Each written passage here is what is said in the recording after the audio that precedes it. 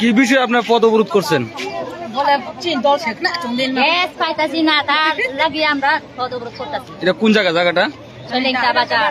কোন গ্যাস এজেন্সিতে গ্যাস দিতেছেন আপনারা? সলেংটা গ্যাস অফিস থেকে গ্যাস পাইতাছি না। কতদিন ধরে গ্যাস পান না?